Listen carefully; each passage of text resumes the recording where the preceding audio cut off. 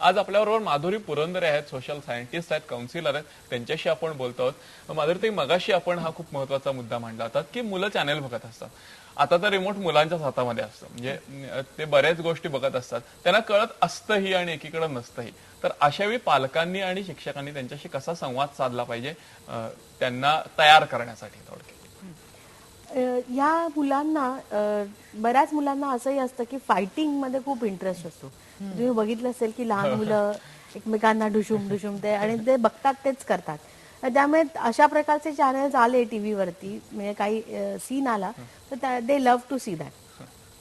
तर काही वेळा ह्याचा परिणाम इतका वाईट होतो त्यांच्यावरती की आज असं झालेलं आहे की आपण एक वाचलं असेल पेपरमध्ये की एक मूल जन्माला आलं आणि जेव्हा ते जन्माला आलं तेव्हा आजूबाजूला प्रचंड प्रमाणावरती गोळ्यांचा आवाज येत होता आणि ते एक दिवसाचं नाही, एक 10 मिनिटाचं मूल सुद्धा रडलं नाही.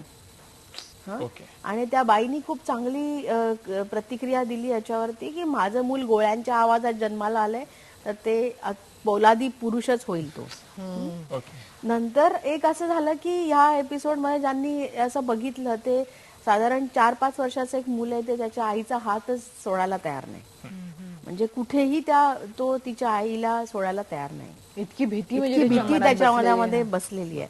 तर आणि एकीकडे अशी मुलं आहेत की जी ह्याच्यावरती चर्चा करण्यासाठी उत्सुक आहेत.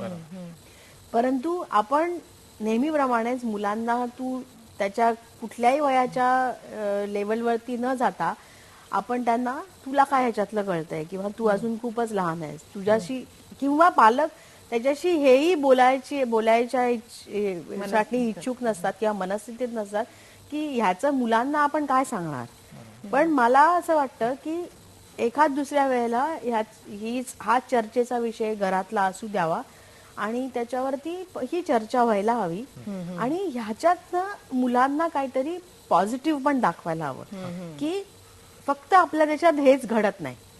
आपल्या देशात चंद्रयानही होतं, आपल्या देशात चावला सारख्या धडाडीच्या स्त्रियाही निर्माण होतात आणि आपल्या देशामध्ये खूप चांगल्या गोष्टी सुद्धा आहेत. खूपच महत्वाचा मुद्दा माधुरी त्यांनी सांगितलेला आहे की या विषयावर आपण परिपक्वपणे चर्चा करायला पाहिजे, एस्केपिझमचा मार्ग न स्वीकारता, आणि त्या माध्यमातून त्यांच्यासमोर चांगल्या पॉझिटिव्ह गोष्टी सुद्धा आणल्या पाहिजे. नक्कीच.